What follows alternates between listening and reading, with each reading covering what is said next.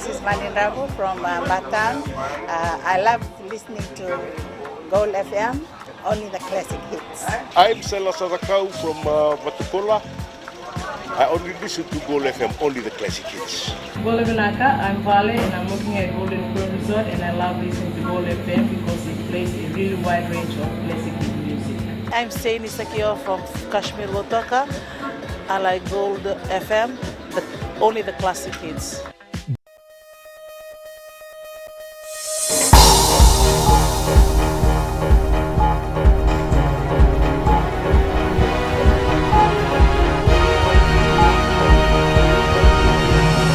Good evening, I'm Jackie Spade. This is FBC News. Tonight, Prime Minister calls on nations to ratify the Paris Agreement. 48 villages in need for relocation post-cyclone Winston. And Health Ministry steps up fight against dengue fever.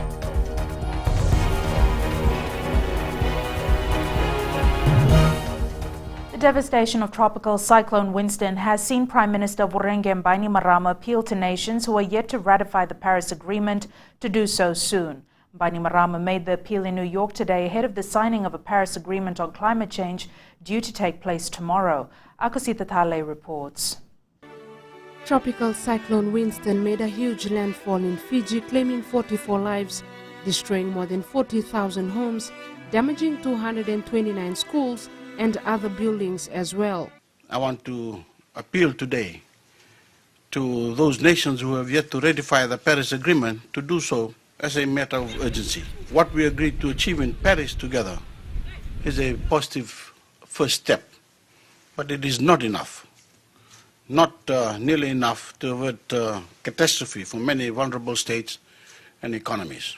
Bainimarama says that despite the tourism industry escaping the wrath of the monster cyclone, the event was a crippling blow to the economy. But we know that if we have another cyclone and it hits the entire country, our economy could be devastated for many years to come. A single climatic event wiping out all the gains we have made and setting back our socio-economic development. The United Nations in New York has supported Fiji's stand and says Winston is a stark and deadly example of severe humanitarian consequences of climate change. Humanitarians are all too aware that globally the incidence and magnitude of climate change-related disasters is on the rise, as well as climate-related displacement. And added to this, unplanned urbanization in increasingly degraded environments all contribute to the intensity of the emergencies and the crises. Meanwhile, the Prime Minister is expected to join more than 50 other heads of state tomorrow on the signing of a Paris Agreement on climate change. Fiji has committed to making a 30% reduction in carbon emissions by 2030, a huge commitment for a nation our size and development. Akosita Thale, FBC News. Prime Minister Vorenge Bainimarama also used this opportunity to highlight two of the government's initiatives to assist Fiji recover from the cyclone devastation. The Help for Homes initiative and the Adopt a School program was highlighted to the international community at the media brief. Here is Akosita Thale again. The government has called out to international communities to assist students in Fiji to return to proper classrooms through the Adopt a School initiative. Thousands of Fijian students have resumed classes since the cyclone struck, but currently being taught in temporary shelters or tents. The Adopt a School program is designed to meet the immediate and long-term needs of students by rebuilding the schools and school buildings that were damaged in Cyclone Winston. Fiji's rep to the UN, Peter Thompson, also highlighted the program was a very encouraging one, as it will help the education sector in Fiji. This is a very affordable thing for groups large and small to get involved in. It's not only SDG 4, bringing back that quality education to everybody, but SDG 14, it's about global partnerships. And, a rugby team out in Long Island there could team up at a very affordable rate with one of these schools and establish a partnership between their club and Fiji. The Help for Home initiative was also highlighted, which is meant for Fijians who don't have the means to finance repairs on their own. Akosita Thale, FBC News. 48 villages have been identified by the government to be relocated. However, only 29 villages have agreed to move. This has been confirmed to FBC News by the National Disaster Management Office following the devastation caused by Tropical Cyclone Winston. Savara Tambor with more. The devastation caused by the monster cyclone has forced some villagers to leave their homes and relocate to a higher and better location safe from another disaster. NDMO Director Kapusitu Fangalele says more than 10 villages in Koro Island have been advised to move, and this will take time in terms of processing. The relocation is not an easy process. Some will take years for them to do. It means construction of new houses, the establishment of new infrastructure and utilities. Some may not have roads, so the roads have to be reconstructed. The diversion of electricity with those that will need those that will require the relocation of electricity. Probably the setting up of new water dams. So all these issues are taken on board. Many village chiefs, headmen and members of the village have agreed to relocate. However, some have not given the green light to move. Relocation, there are two. One is to completely relocate or to move out from the village and move to a new location altogether. You have to deal with the landowner issues, the agreement, and then the other one is the extension of village boundaries. Now these are two areas that the Ministry of Relocation Affairs have actually being part of the process for these 48 villages that they have requested for relocation. Out of all the divisions, Eastern has the highest number of villages that are to relocate, with Koro tops on the list, followed by Televu North in the Central Division.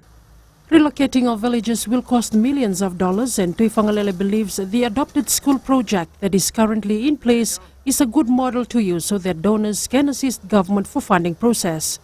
Sabira Tambua, FBC News. The Ministry of Health has drawn up a national cleaning up campaign schedule in an effort to destroy breeding mosquitoes. The ministry has confirmed this is the best way of preventing communicable diseases in times of natural disasters. Savara Tambua has more. Diseases such as dengue fever, typhoid, Zika, chikungunya, leptospirosis and measles are prevalent after the occurrence of natural disaster. Out of all the diseases, dengue fever has recorded the highest number of cases in the Northern Division, while typhoid and leptospirosis have affected with more people in the Central Division. So got 2 cases of measles this year. They've been responded to, treated in terms of the cases itself and also the communities that were affected, the localities from which they have arisen. The ministry is adamant initiatives put in place by them will be of great help in preventing diseases not only in communities but in health facilities as well. We know that this is a hub for where places where people who are sick are kept, and how we are going to do this, we will erect or we put up mosquito nets in places where suspected cases are hospitalized, and these are part of the strategies. But one of the most important strategy is communication. The national cleaning up campaign will commence at the end of the month. Sabira Tambua, FBC News. The Fiji Trade and Union Congress has today denied claims by Atar Singh that FTUC is poaching members. FTUC National Secretary Felix Anthony says they wish to unite all unions and workers in Fiji, and talks have taken place on a number of occasions. Anthony further claims that Singh has demanded that he be appointed the Assistant General Secretary of FTUC, which could not be accommodated. He claims everyone in Fiji are aware of the work FTUC put in for the employment relations promulgation, which was opposed by Singh. Singh says he will comment on the matter tomorrow. Still to come on FBC News, Australia to continue helping Fiji in recovery efforts. And Speaker talks to journalists on Parliament reporting. Stay with us.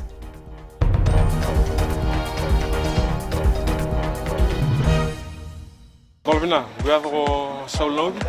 Living Tavua. You tell me about living for wrong and Bull FM. Bull FM, no one doing a thing. Bula, Navango Ulamila, or going Nandi, and do Talitak Navarro and Bull FM, number do I in a series. Bula, Ango Penel Coca, do Talitak Navarro and Bulla FM, number do I in a series. Nimbula, Navango or Anawate Webata, Enacasi. Ando Bagarongo and Bula FM, number 2 and Seri. Bula FM, number 2 and Seri.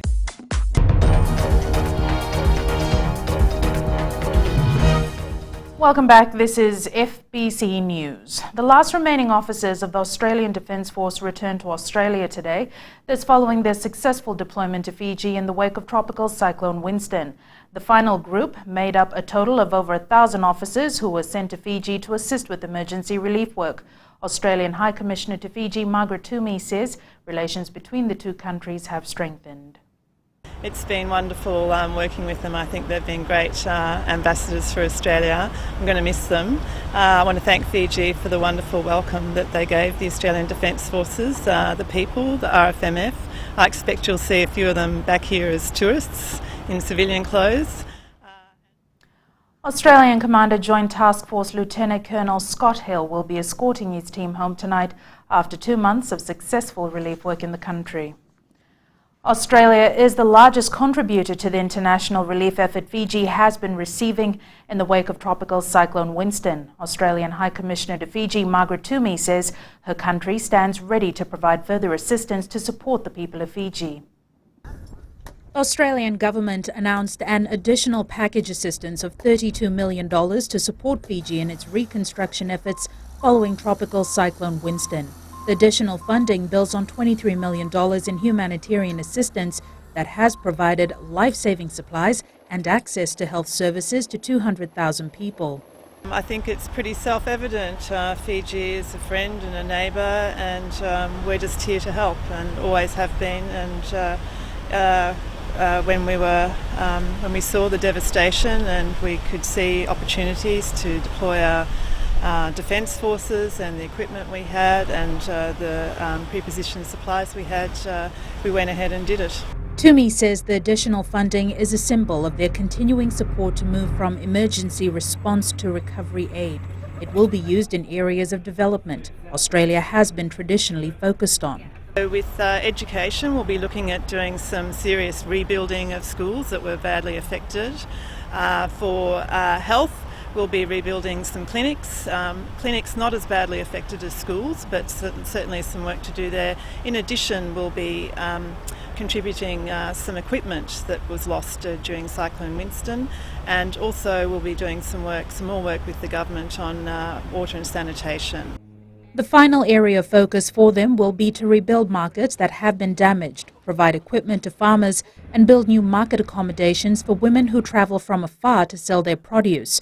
The new infrastructures will be designed to better withstand the impact of natural disasters, as announced by the Australian government yesterday. The media plays an important role when it comes to parliamentary reporting. Speaker of the Parliament of Fiji, Dr. Chico Luveni, says it is important that the media knows the laws, understands parliamentary procedures and processes of how the Parliament operates. Kelly Vavala has the details. Reporters are expected to not only report facts but also practice interpretive reporting when it comes to Parliament reporting.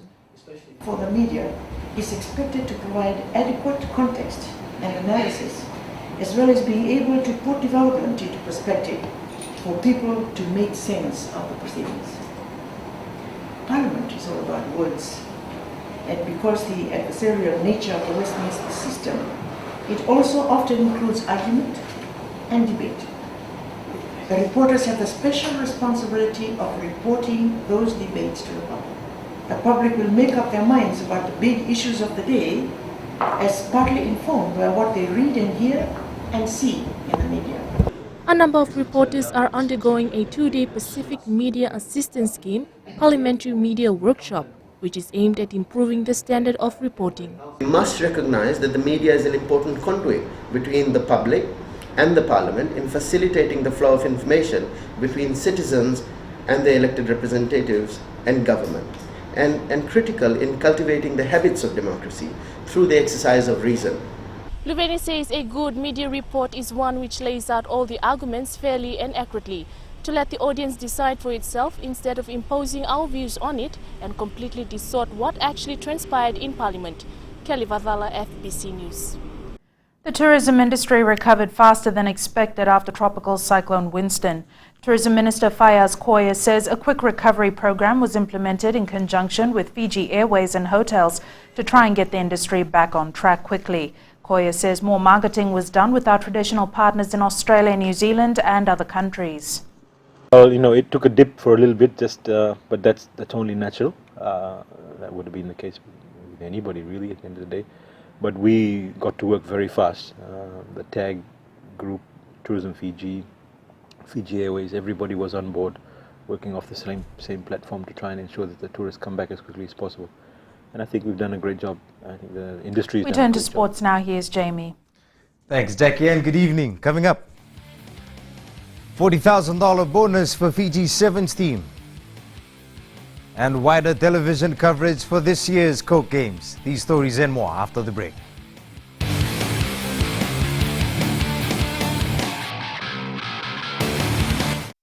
I'm Sarah, I'm from Tafwa, and I love listening to Today FM. Today FM rocks. My name is Freddy, I'm from Ganiatong. I listen to Mario on the traffic jam every afternoon. Hi, my name is Sala, I live in Oceania. Today FM rocks. My name is Denasa and I'm from Coca, and I love listening to Today FM. My name is Ulamila, I work at Golden Point Resort. I love listening to Today FM. It rocks in Raki Raki. I'm Mary from Mandera. I love listening to Today FM. Today FM rocks.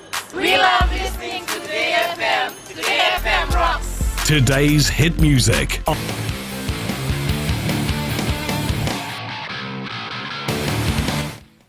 The Vodafone Fiji 7 side received a $40,000 bonus upon arrival from Singapore this morning.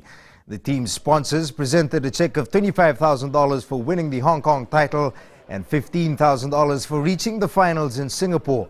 Despite arriving very early this morning, Nandi International Airport was filled with fans, families and friends ready to greet their heroes. The team marches into camp next week to prepare for the Paris and London Sevens. The Fiji Bitamar Sevens received another boost today, just ahead of the start of the tournament tomorrow. Pacific Energy has come on board with a $7,500 cash sponsorship for the event. The money will be used to provide a games village to the teams at the National Hockey Centre just behind the main grounds. Pacific Energy has also provided $50 fuel vouchers, which will be given to teams that are travelling a long distance to compete. We also help fund the village setup that we're actually going to do for all the teams. Yep. So all teams will be set up in a village-style tent at the hockey center at the NZ Stadium. Without your support, that would not have been possible.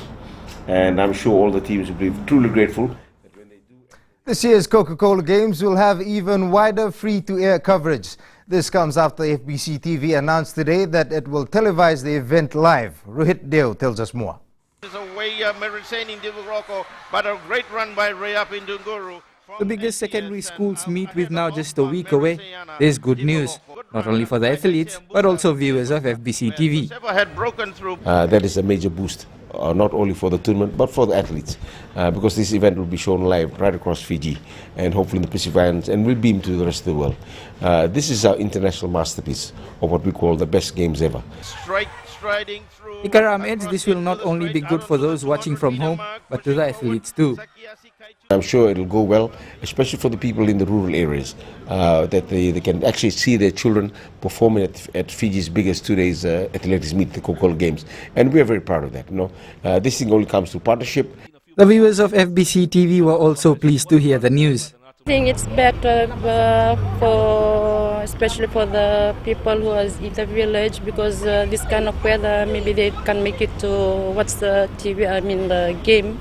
So it's better for them because they can just stay home and watch it. I would like to thank FBC TV for showing Coca-Cola Games live this year to watch all the villages. For me, it's a good thing because especially for the schools that come from the inter-islands, those schools, most of them hardly get things on, so exposing the children is really good. So thanks FBC for showing thing on your screens. The Coke game starts next Thursday at Suva's ANZ Stadium, and FBC will give those who have not been able to enjoy the biggest athletics meet a chance to enjoy it from the comfort of their homes. Rohit Deo, FBC Sports. The Vodafone Fiji Under-23 football side leaves for Brazil on Monday on its build-up tour for the Rio Olympics.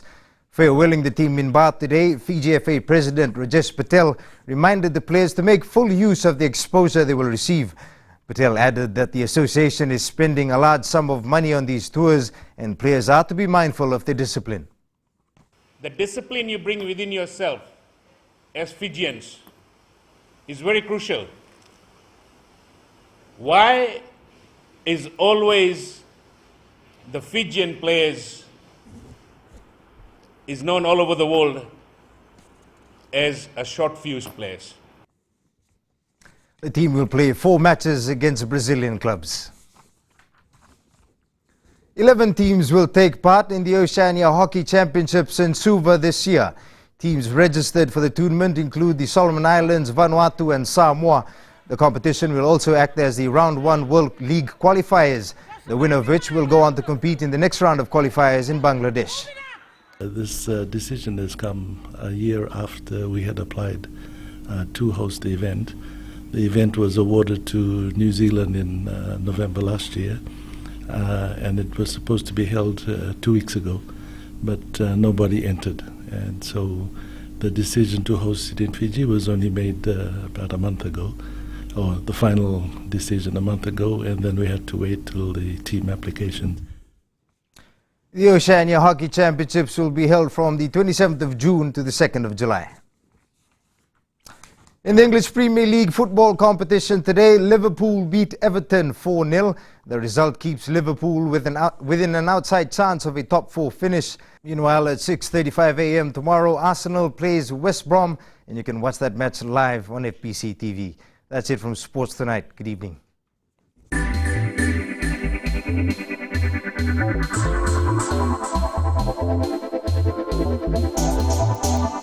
More than $17 million was last year's total allocation of bonus credited to BSP life insurance policyholders. This was today confirmed by the BSP Life Managing Director Malakai Nyanga. Nyanga says claims total payout for 2015 stands at $49.1 million. Claims paid in 2015 consist of $42.8 million of life insurance payout and health payout of $6.3 million. Our investments grew by approximately $46.9 million in 2015, taking our total overall portfolio to over $525 million at the end of 2015. We crossed over the $500 million mark in the last quarter of 2015 for the first time in our 135-year history. Nyanga adds policyholders are now opting for life insurance policies to supplement their superannuation or FMPF for retirement.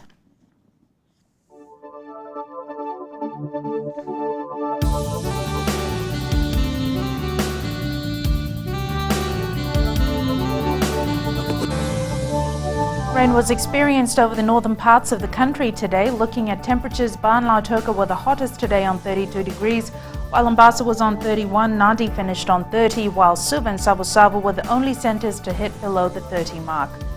Tomorrow's occasional rain, possibly heavier times over Lau and the Lomaiviti group, eastern and southern Vanua Levu, Taviuni and nearby smaller islands, the eastern parts and interior of the other larger islands, elsewhere fine apart from isolated afternoon or evening showers.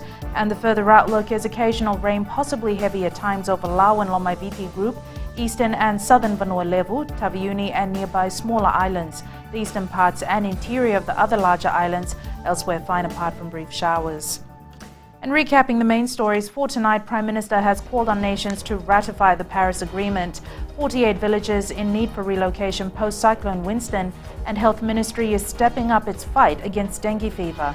For these stories and others, you can tune in daily to our sister radio station Gold FM. On to the poll question for this week, we are asking, should Kitione Talinga be included in the 7th team for the Olympics? To answer, visit our FBC website. Send us newsworthy pictures and videos on email citizenseyes@fbc.com.fj or share it with us via Facebook page FBC News. And if you're on Twitter, follow and tweet us your news tips at FBC_news or simply hashtag FBC News. You've been watching FBC News. Good night.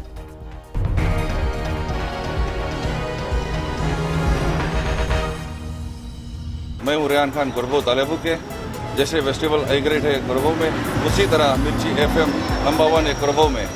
Elin लटोका में मिर्ची FM को lock कर दिया जाए। मिर्ची FM it's hot. हम नकाशी से साइमान है, हमारा फेस्टिवल जैसे नंबर 1 है वैसे मिर्ची FM नंबर 1 है। माय नेम इज दिनेश, हम नैनी में काम करता है स्लीपिंग जायंट जिपलाइन में, और मिर्ची FM is hot, I like it. मिर्ची FM, it's hot.